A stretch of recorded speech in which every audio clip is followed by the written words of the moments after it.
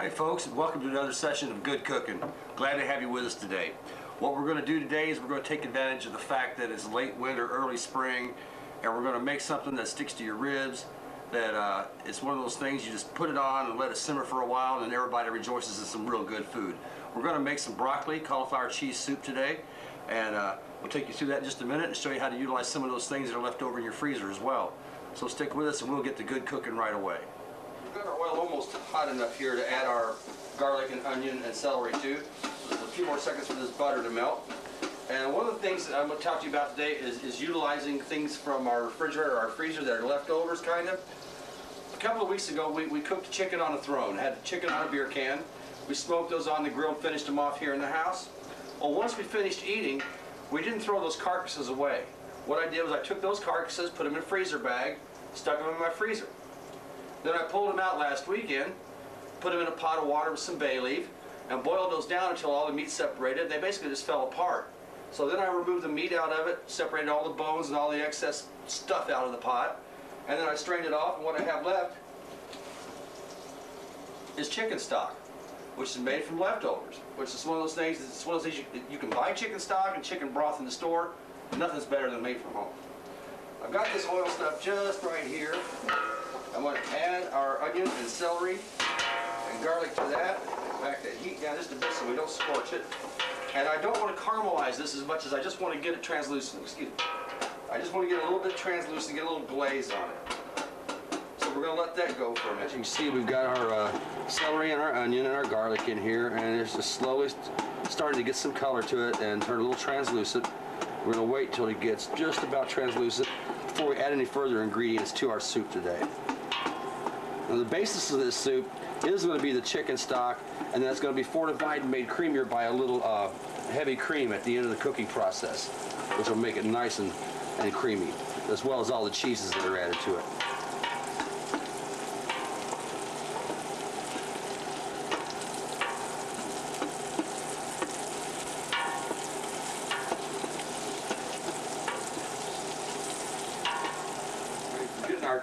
Our onions are turning a little translucent now. We're getting some nice shine and color on our celery. So what I'm going to do now is to add some chicken stock to this soup. And one of the things I did today also, besides pulling out the stock I made earlier in the week, is I took my leftover giblets from the chickens that I roasted, and I cooked those off as well with some bay leaf. And I've removed all the giblets from here, but I'm just straining off any leftover fat or anything that floats on top of the broth and adding that to our mixture.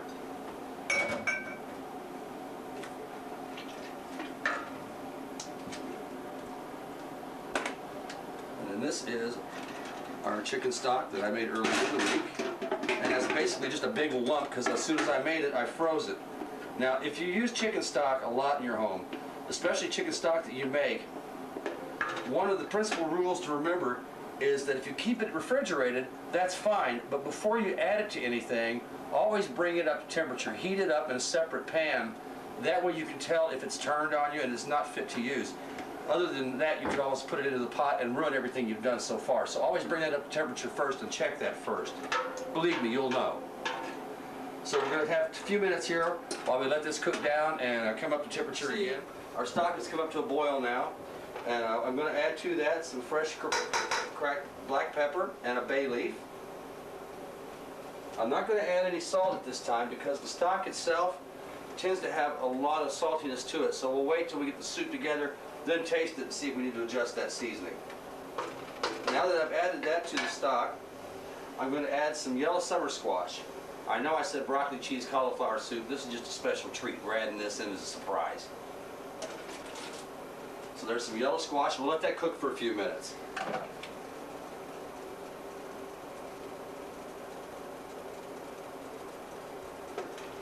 And once we get the temperature back up to boiling and we start to get a little color in the squash, then we'll add our broccoli and our frozen broccoli and our frozen cauliflower.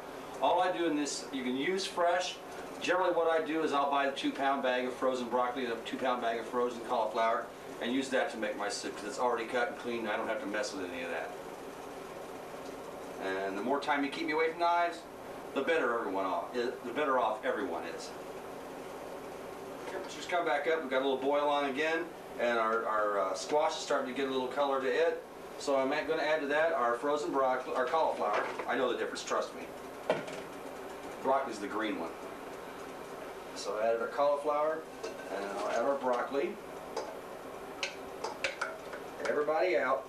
Come on. And again, that'll take a minute or two for that to come back up to temperature.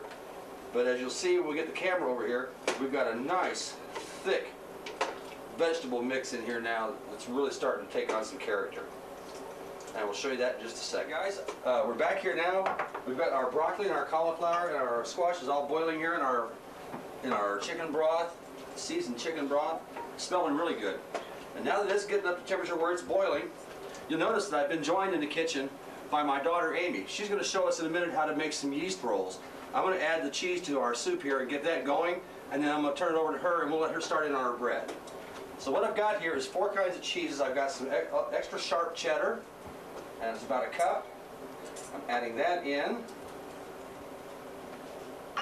And then I have about a cup and a half of shredded cheddar. I'm adding that in. A little stirge. And here I have about a cup and a half of Colby. And I'm adding that to our mix here. And those are all going to give really good flavors to this soup. This is about a cup and a half of processed cheese mix, or cheese spread, commonly known as that Vita cheese. You know what I'm talking about.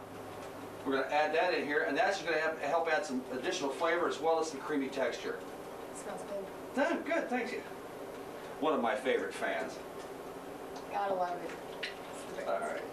So our soup is on now to the point I'm going to reduce the heat now so we don't scorch that. And just let that just take over and start to melt those cheeses. And as we do that, I'm going to clear my dishes out of the way. And this is my daughter Amy.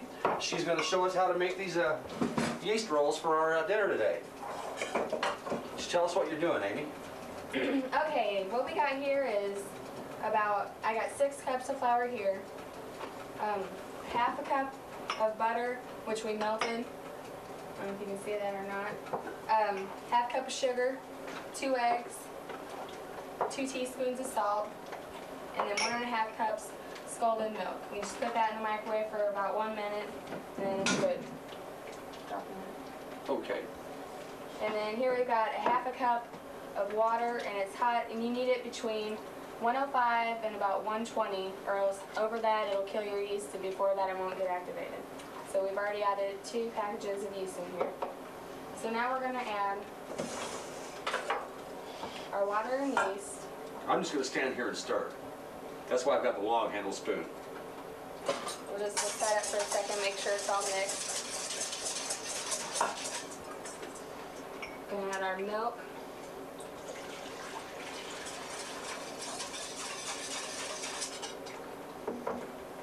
Half a cup of butter.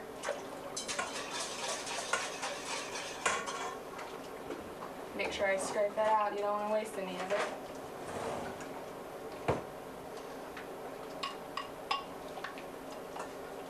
You can tell this is not fake or set up. She knows where all the stuff's hidden in the kitchen. You can tell she really lives here. Mix that up a little bit. Add our eggs here.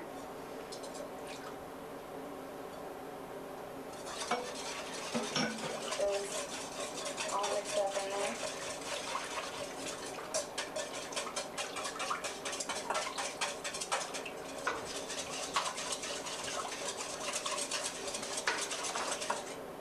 Then our 2 teaspoons of salt.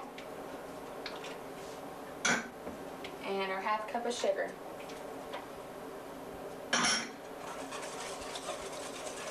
Okay, once you've got that all mixed together, you're going to add 2 cups of flour and whisk that in first. Well, about 2 cups. That doesn't take the effect of the part you spilled off the back of the bowl, Well, right? I got extra right Okay, here, so so when I you're have covered, to knead okay. it, roll it out. This kid's on it, I'm telling you. It's all genetics, you know, that's what it is. Okay. At least that's what her mother says. Just going to mix that up. Now you're studying here locally at the school. You're going to be a pastry chef. Is that correct? Yeah. Oh, that's great. And the day after her birthday, she gets to go to the contest for the school. Why don't you tell us something about the contest? What's involved in that? It's sponsored by VICA, and you go from, it's in Prosser. It's, you take 4 people from a category of That's near culinary. New Albany, right? Right. Okay. That's about vocational 2.5 school there. hours away from Bloomington.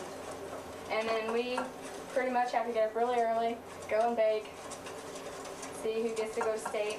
Now, when you say you go and bake, do you just show up with a pie recipe or a pie and throw it in the oven, or do you like have a cake mix in your pocket, or what do you do? Well, they give you a packet of recipes you have to make in so many hours. Last year we had about 3.5, maybe 4 hours to cook. And then the judges come through and judge, and there's usually about 15 competitors that we're up against, and they have that in culinary as well. Then after they judge that, the 4 top people from that category gets to go on to state competition. That's great. And you went to state last year, and last year, I'm pleased to announce, she won the state and got to go to Kansas City, Missouri for the Nationals. Yep. So it was all a good experience, wasn't it? It was a really great experience, really fun. Plus, she got to spend a week with her mother in Kansas City. Hey, doesn't get any better than that. I never spent a week with her mother in Kansas City.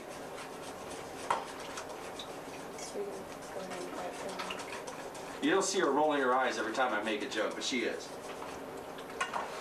All we're going to do here is go ahead and add the rest of this flour, and then after that we're going to have to proof it. So. Now, proofing, what that means is you have to allow it time for the dough to rise. Is that correct? That's correct. And that's going to get about twice its normal size, or about the size you start with. Double the size that it is. Excellent. Wow. And what we've done to facilitate that, so I threw that new word in. I learned that this week. What we've done to facilitate that is we've taken our oven and I've placed a baking dish full of water in the oven, and I've set the oven at about 140, 170, between 140 and 170 degrees, so that it will help make that dough proof a little faster and keep it moist. That's how we're getting along here. If you can see that, it's a little bit, getting a little bit thicker. We're getting ready to switch here to a spatula and mix that up and knead it, which is pressing in air. Now, I will say one thing. Last year when she came back from the contest, she brought just a ton of bread back with her. I mean, we had bread for days. And I couldn't think of anything better to go with fresh homemade soup than fresh homemade breads. And nobody better to make it than Amy. That's right. See, I'm not the only one in the family with an ego. Now, you've just about got all the liquid incorporated. You've got to mix the rest of that flour in yet, right? Yep, and I'm going to go ahead and add the rest of this too here. All right. Get these dishes Here you out go. of I'll the take way. those out of your way, young lady. Oh, wait, I'll probably need that, so I'm going to get rid of it. Okay. Now, wait, it's not our day for dishes, is it? Okay, that's fine. No, I think it's your day. Oh, man. See how they treat me. Meanwhile, our cheese is just about to finish melting over here. And well, wait till you see, wait till you see, wait till you see. Oh, man. Break the heart of every dairyman in Wisconsin. We're just getting a really lovely golden yellow flavor from the melted cheese. And you've got the broccoli and the cauliflower and the squash in there. They're just happy, just tickled to death to be there. And I've reduced our heat down to low so that we don't scorch that cheese as it melts. But it'll all liquefy, it'll all melt and incorporate into this liquid, and then right before we serve, we'll add some heavy cream to it to just make it that much creamier and richer. This is not soup for the faint of heart. Just about ready to knead this. Oh, honey, I always need you. Sorry, I couldn't resist. My bad. Always trying to embarrass me, even on TV. We all do what we can. Actually, most of her friends that know me already understand that, so they let it go. Okay, what we got here is a really, really sticky dough. And I try not to add all the flour because that way, when you're kneading it, you're adding a lot of flour and you don't want to add too much flour. They'll end up making it a lot harder than normal, won't it? Right. Not rise as good, I don't think. All right. Very good.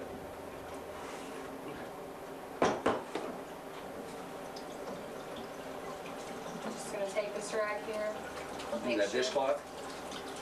Yeah, that's it. Dishcloth. What's the difference?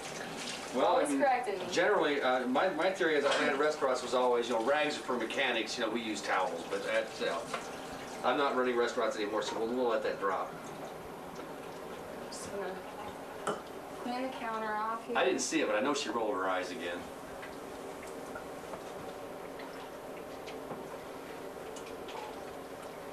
Okay. Get this out and we'll get some eating. Now you remember earlier I said that I didn't add any salt to this, partially because of the chicken stock, but also because as you add that cheese, there's quite a bit of salt in cheeses, and we need to wait until we get ready to serve to determine exactly how the flavor is balanced, and then we'll adjust it from there. Okay, what I'm doing here is I'm just placing down a lot of flour so I can knead my dough in. Otherwise it's going to stick to everything and it'll just make a big mess. Nice and sticky. Nice and sticky. Okay, Sticky is good. Sticky's good. Until it comes time to roll it out and make some rolls. So we're just going to push that out onto the flour. Now a minute ago she told you that the contest was a VICA organization. I believe, if I'm not mistaken, that's Vocational Industrial Culinary Arts. Is that right? How is that? Vocational Industrial. Oh, see, I threw her a You curve. threw me off. See It'll how- come back to her in a Yeah, minute. it'll That's come my back to bad. me. That's my bad. Just throw it out there when you get it, and Ms. Massey can beat me up next week instead. Or me. Or you. For not knowing. I believe it's Vocational Industrial Clubs of America. And we hope that's not the kind of club her teacher has. What I'm doing is just pressing the air out. And we're going to do this about 5 minutes.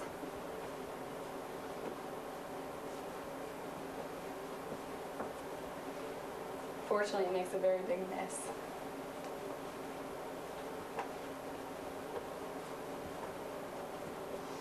You see, our cheeses are just about all melted and blended in. That's real thick and rich. You see a few places where the cheese isn't melted yet. That will all continue to melt and mix together.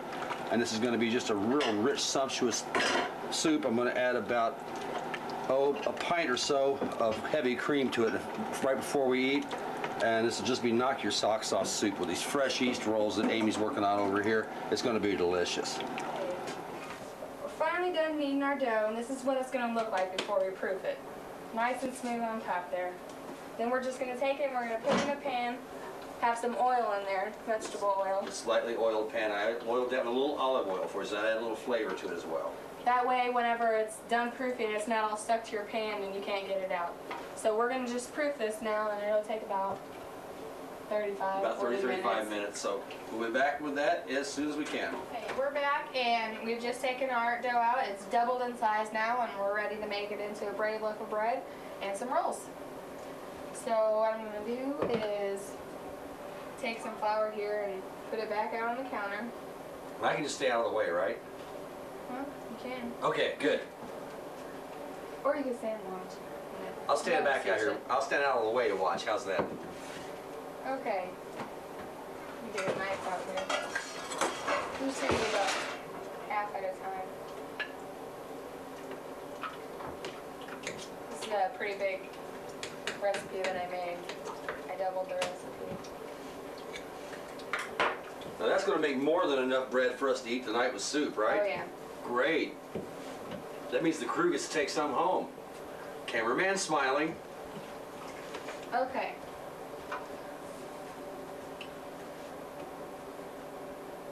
First thing I'm going to do is make the braided loaf of bread. They usually are a pound, which is, 16 yeah. ounces last time I checked. Well, that'd be like 5 and 6. Each one 5 ounces, or each one about 5.5. Okay. But we don't have anything to measure that with, so I'm just going to guess here about how much I need.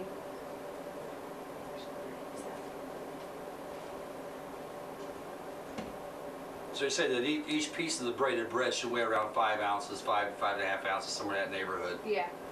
And you Okay. need 3 pieces to do a braided loaf of bread, so each one, yeah, about 7 half. I made her a deal that she didn't have to braid my hair if she braided bread, so that's why my hair's not braided today.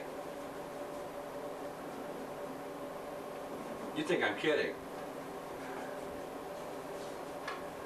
Okay, all we're gonna do here is roll this out, make it long, one long strip.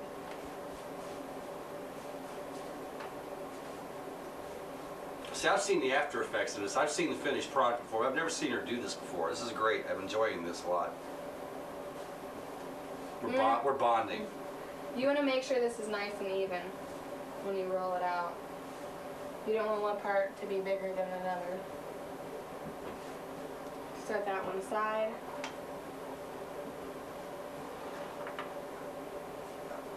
That's fine for me. That's. Alrighty. And we'll just do that again. I'm gonna have to sweep her when I'm done. That's right. Cleanliness is keeping mama off our hair. That's right. Yep. First rule of the house, don't make mama mad.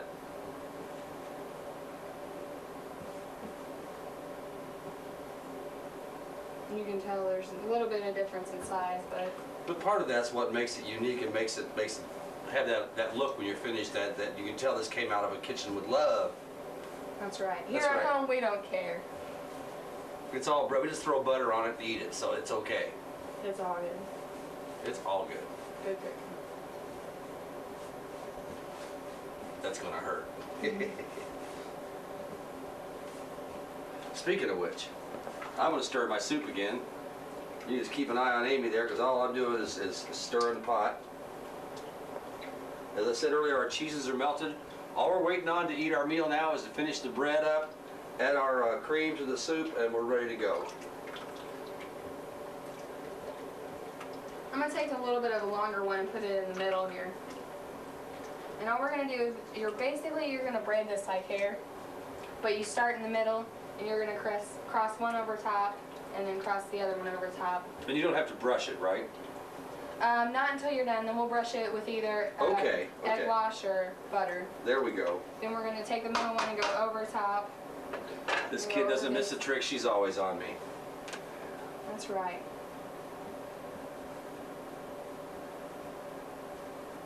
Wow. Now we're just gonna fold this in and tuck it under. That way it doesn't come undone when it's cooking.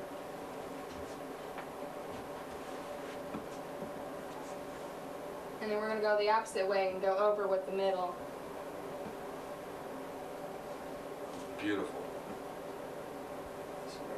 Now, what temperature should your oven be for baking this? So we're going to have to preheat the oven. What temperature should I preheat the oven to, Amy? I think around about 325 to check and make sure. Okay, I will check the book and make sure, but we will start that preheating process now. Well, we still have to proof it, so you might want to leave that. Okay, we can do that. After we finish our breaded loaf of bread, we need to proof this for about 15 minutes or until it doubles in size, and then we'll be ready to cook it, which will take another about 15 or 20 minutes. I just finished this, and the most important thing is that it's the same everywhere. It's uniform. So the uniformity, right. Right. And I'll get you a pan to put that on. Alrighty. Looks small now, but once it rises, it'll be a lot bigger. You can see that. Let's go ahead and spray this with something. Some non-sticky stuff. I know it is, but we still want to make sure it doesn't stick on there. No, that's what I'm saying. Spray it with some non-sticky stuff. Plus, the guy that's on dishes tonight, we all remember who that was. Makes it easier on him. Huh. Beautiful. Had an ink come undone here, but that's alright. We just fold that under there. Tuck it under and put that in the proofer. Yep. All right. But first, before we do that, I'm going to just come over here. And we need a little bit of water. Probably about a tablespoon of water, I'd say. And 1 egg. Stuff falling out everywhere. And again. It's the gravity-fed refrigerator. Everything falls out. You've got them at home. You know what I'm talking about. We'll just crack that. Put that in with our water. And that's going to make your egg wash. Right. I knew it. I knew she'd be going there in a minute. Whisk this up here. It's hard to do in a little small dish.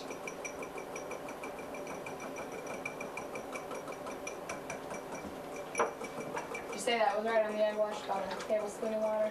I'd say about 1 to 2 1 to 2. tablespoons of water.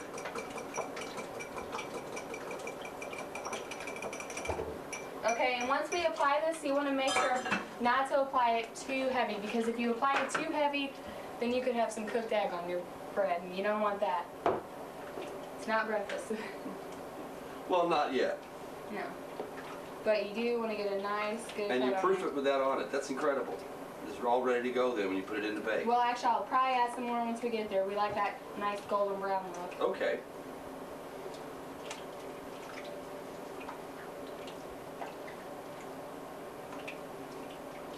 Once we're done doing this, we'll put this in the proofer here, or the oven. We just had that set to what, about 170? It's set to about 130? between 140 and 170, somewhere in that neighborhood. Pan of water in the bottom. Pan of water in the bottom to add moisture to the oven. Make sure you get And every moisture to this nook and process. crevice here. Looks beautiful, Amy. Looks beautiful. Thank you.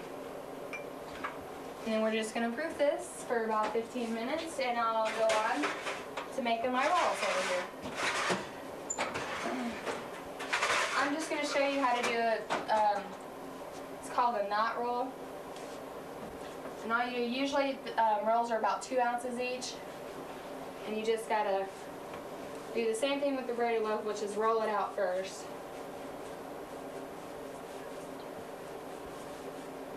And then watch really good here because it goes pretty fast. You're just going to take it around here and right through the top. And tie it in a knot. And tie it in a knot. And it's a knot roll. Just And one there you go. Simple knot roll. It's bread. It's not roll. You want to spray this for me? Okay. Booby trapping the kitchen on Dad. That's it.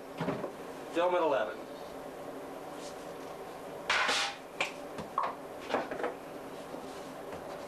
Well, it's too bad Christmas has already passed. I'd hold this against her, but that's all right. That's okay. I have a birthday. That's right. Well, no, I can't hold birthdays against you. That's not right. Curse is caught again.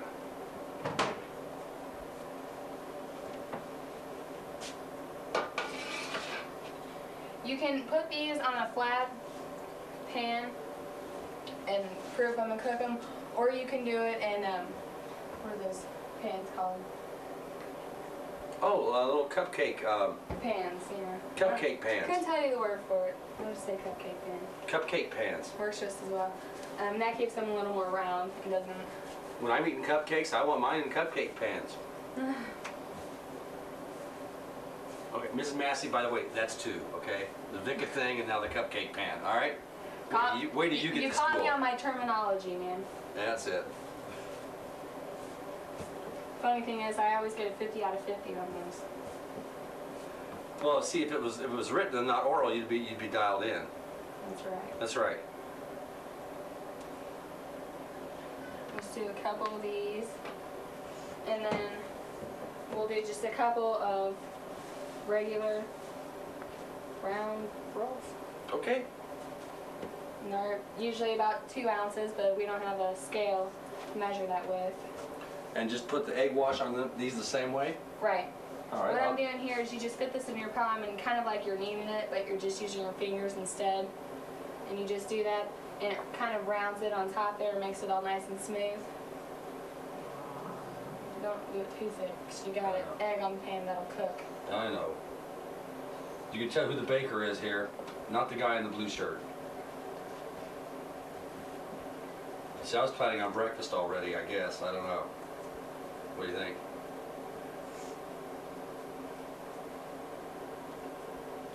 You know, a lot of dads aren't as lucky as I am. You know, I mean, most kids won't give their dad time of day. This kid comes in the kitchen with me. You can't beat it, man.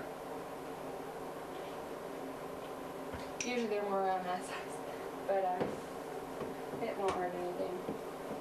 Hey, I think they'll all be great with butter. Served hot with butter. and cauliflower, broccoli, cheese, squash soup. Yum, yum, And then yum. once we're done cooking them, since we got the egg wash for the golden brown, we'll add some butter to it to give it some flavor. Yummy. Dialed right in there. Yummy. Our soup is simply begging for cream right now. Just finish me, finish me. We'll do that in a few minutes once we get some bread done.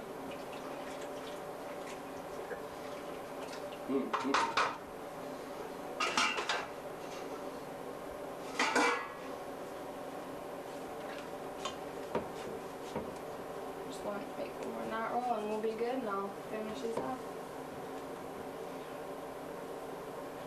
And I guess the camera guy gets the ones with scrambled eggs on them. That way you can eat breakfast as he runs. He's smiling now. You can't hear him because we don't let him talk, but he's smiling. Can he talk? I don't know. Oh yeah, okay, sure he can. Of course he can. In fact, he's mouthing some words right now that, never mind, we won't go there.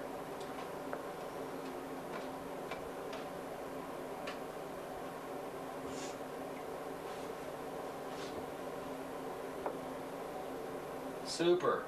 Those look great, Amy. Set these in the cooper right around with our breaded loaf of bread, and once we get back, they should be ready to cook. Now that is some bread. We are ready to cook it. It is double in size again, and we are ready to go. Excellent, excellent, excellent.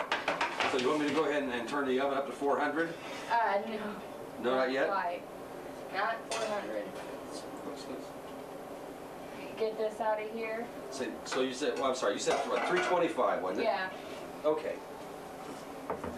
Just a little spilled water, I got that cleaned up. And we'll turn that up to 325 and let it come up to temperature. Which will take a few minutes.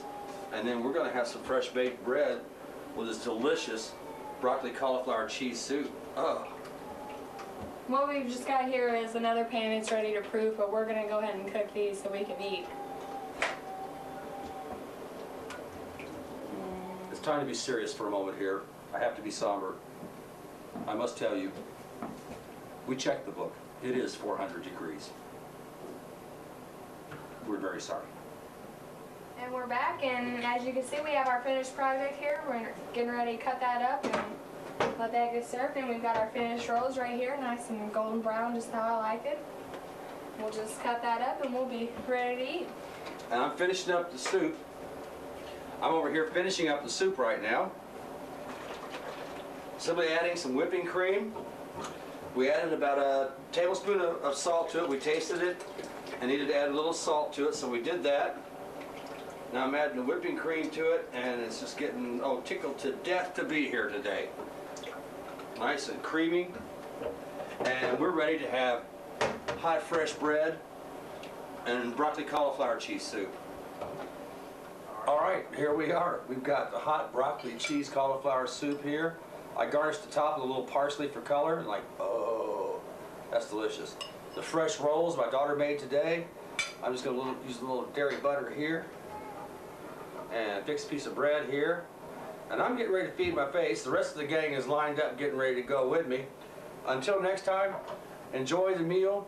Look up the recipes on the website at www.goodmanfoods.com.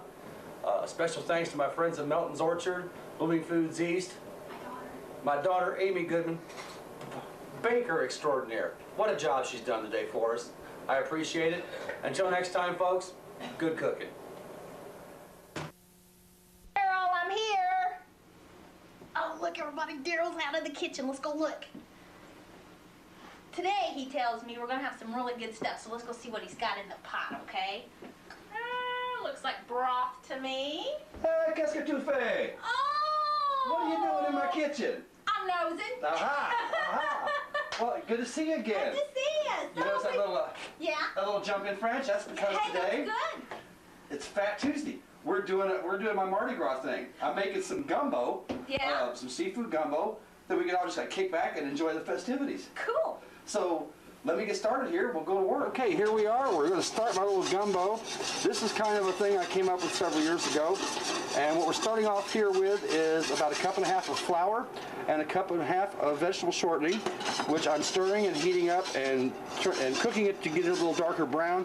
And this is going to be our roux. And the roux is the basis for this meal, because that's what the eventual thickening and consistency of the product comes from this.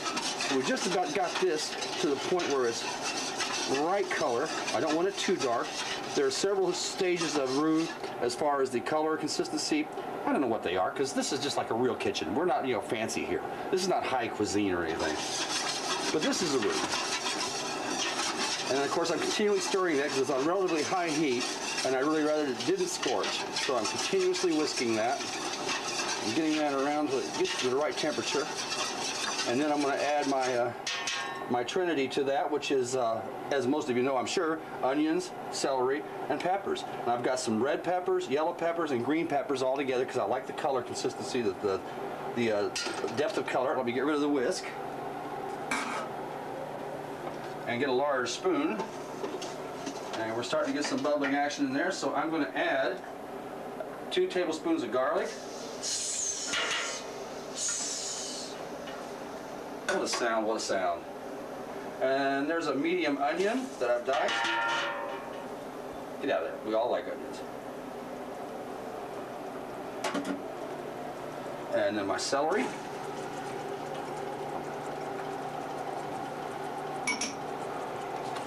And my peppers. Now, one of the beautiful things about this is that it can be very expensive to make because of the seafood or things that you can put in it. And I say can put in it, and I'll explain that as we go a little later.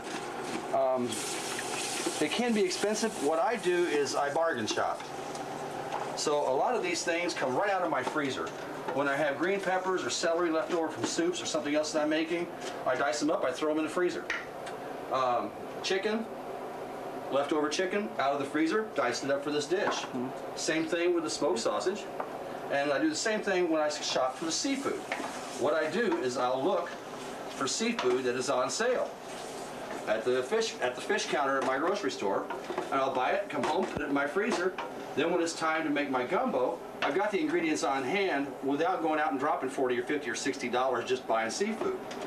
So if you want to take a look with that camera, Mr. Magic Cameraman, and you'll see now that I've got that roux going and my trinity all in here. Oh, it's starting to sizzle, and we're starting to get some color in that trinity, and that was the intention. Once we get some color in that, we'll start adding our liquids and our food products to generate a fancy, fancy gumbo for Fat Tuesday. All right, we're getting some nice color on our vegetables now. So what we'll do is I'm going to add tomato juice to it. Now, I don't know where you get tomatoes, but I know exactly where mine come from, the yard. I grow my own tomatoes, I can my own tomatoes, and a little later this year, we'll do a show on canning and preserving foods like this, so you can get a hand up on doing this yourself. But I'm going to add 3 quarts of tomatoes to our trinity, which is glazing up. It's getting nice and thick now with that flour mixture. The flour is shortening, and it has a lot of nice color to it. Glug, glug, glug, glug, glug. Now, on occasion you'll see me do this. That's tomato skin. I knew it was hiding in there. Don't try this at home, folks. I'm a trained psychopath.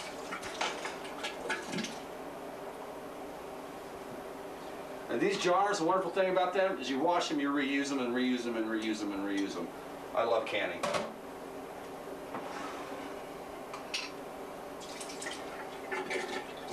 Glug, glug, glug, glug, glug. All right, I'm going to remove my lids and my jars.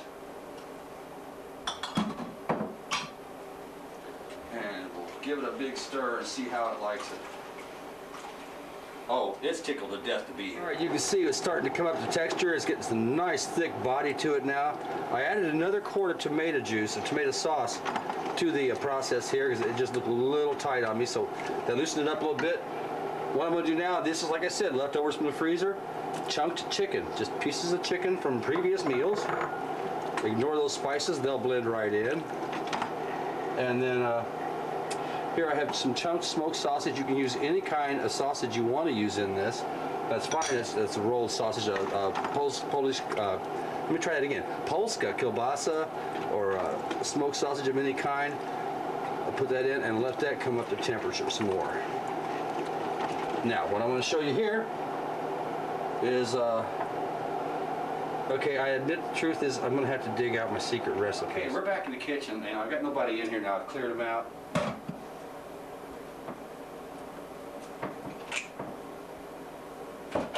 I gotta find my secret recipe. I know where it's hidden. Let's see. Okay, fourth book from the left.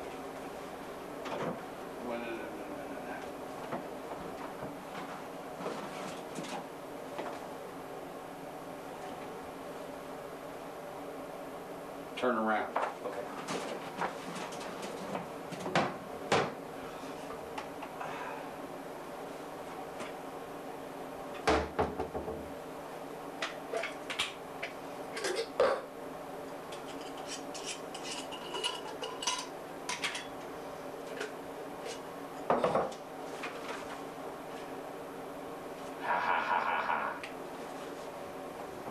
From the secret recipe, I can tell you right now, this is what's going in the pot next. It's time to season. We've got thyme, sugar, black pepper, paprika, cayenne pepper, basil, salt, and bay leaves. There'll be a whole list of this on the site. You'll have to turn around and sneak through my kitchen to find it on the website. I'm just kidding. So I'm going to add this to our pot. There's a sudden rush of flavors in there. And stir that around, and again let that continue to simmer.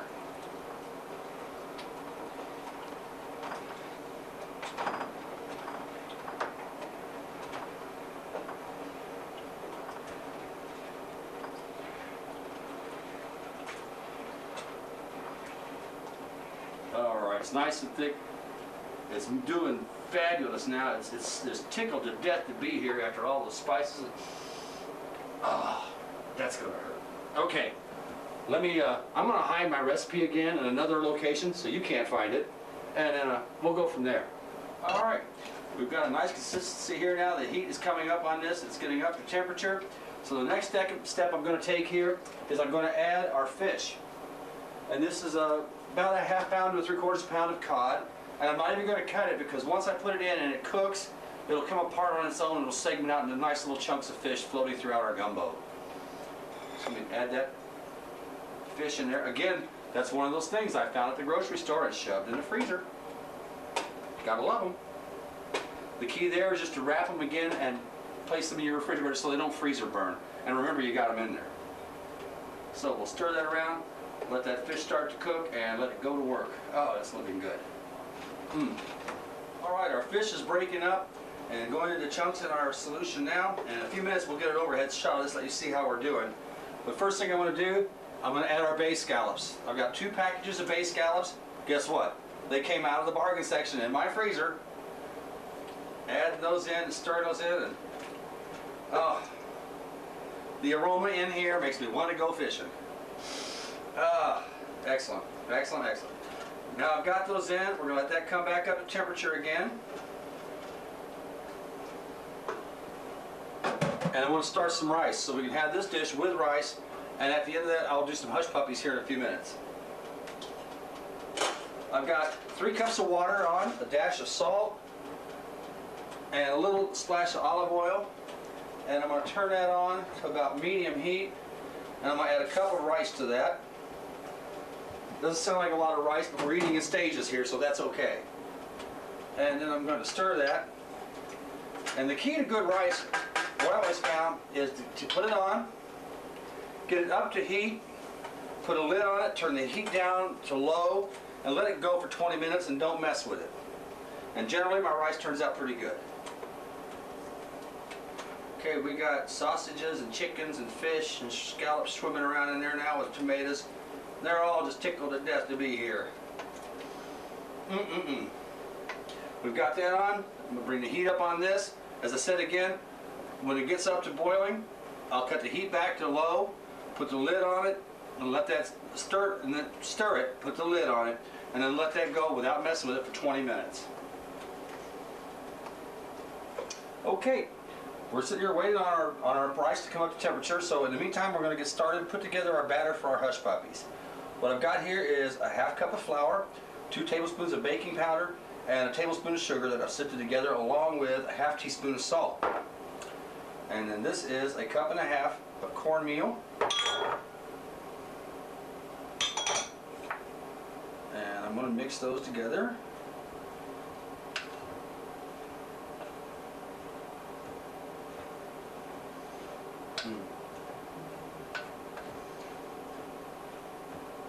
And then to that, I'm going to add a small onion that I've diced into very small pieces.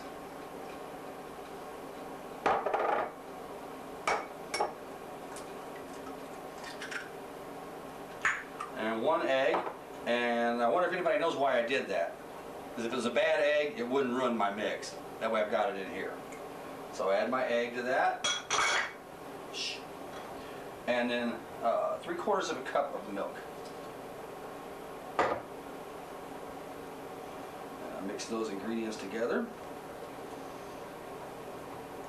And it'll make a nice, firm, stiff batter here in a minute that we're going to tablespoon into some hot shortening and cook into little 2 bite-sized hush puppies to go with our gumbo. Now, you know, I use the word gumbo with a great deal of freedom here, and I'm not Cajun, I'm not French Canadian, and I'm certainly not, you know,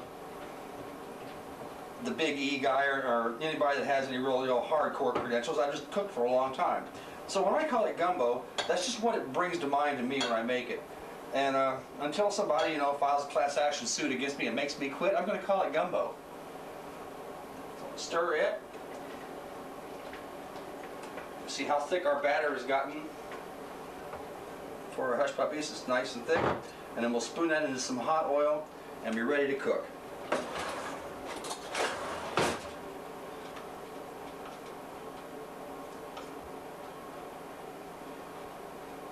Here I am again. I find myself at the hands of the producer in the true confession one more time. Again, you know, of course, all of you know I have a great deal of respect for all of my constituents in my field and those around me. And a moment ago, when I referred to the Big E, I meant no disrespect for him, and certainly no disrespect to the real Big E. All right, I've moved some things around on our stove now. I'm getting ready to do the hush puppies over here. One of the ingredients I want to add now is some Cholula hot sauce. You can use any Mexican hot sauce you like. You don't have to use any at all. I don't care. It doesn't hurt my feelings. I'm not keeping score. But I'm going to add about, at the request of my daughter, only about 2 tablespoons, so it's not real hot. My kids have the 6th sense. They know when I'm cooking stuff like this. They come over. They're all good. All right, now that we've got the hot sauce in it, we're coming down to the wire. I'm going to add about 1.5 cups of sliced okra. Generally, I like to get this stuff out of my garden. It's a little hard to do that in February in Indiana, so we'll just add that okra and let that cook. And that's going to take a few minutes to get a little foamy and then break down in there. So we'll just let that go. It'll also help to bind this together. This is a really thick gumbo, almost a stew-like. Even heavier than a stew almost. I'll show you that in a few minutes with an overhead shot. We'll let that cook for a few minutes. Now I'm over here at the incredible hush puppy stand, and I'm going to pick out about a tablespoon of that, roll it around in my hand, and drop it in the hot oil. Well, I said it was hot oil. I was wrong. So we're going to wait and let the oil get hot. Like I said before, I'll eat the soggy ones. I don't care.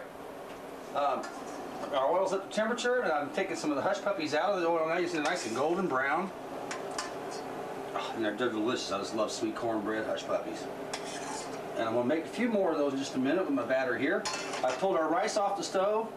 Let it sit back here. That's going to be ready for the gumbo when we get ready for it. And the gumbo, as you can see, is getting nice and thick. The ingredients are bonding together. And I got a couple more things to add to it right before we serve it. So let me get that real quick and we'll go there. What I'm adding now are called sea legs, and they're made from fish. They're kind of like a poor man's crab meat or lobster. And I'm going to add that to the mix. And again, you know, this is something that you can pick up, throw in your freezer, pull it out when you want it, and put together. Now you don't have to put all these ingredients in here. You can put other ingredients in here. If you've got pieces of ham that can go in here. Like if you're a fisherman and you catch fish and you've got some fillets around, you want to cut those up in here, you don't have to use cod or anything like that. You can just do regular game fish. But I'm going to go ahead and make a few more hush puppies here.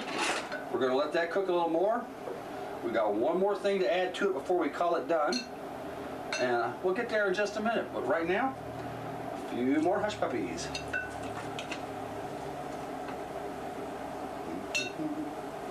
See, I'm rolling those up into nice little golf ball size shapes. and then rolling them off of each other in there. One, so I don't get splashed too badly, and two, so I don't get screamed at by the kid that cleans the stove. I mean, by my son.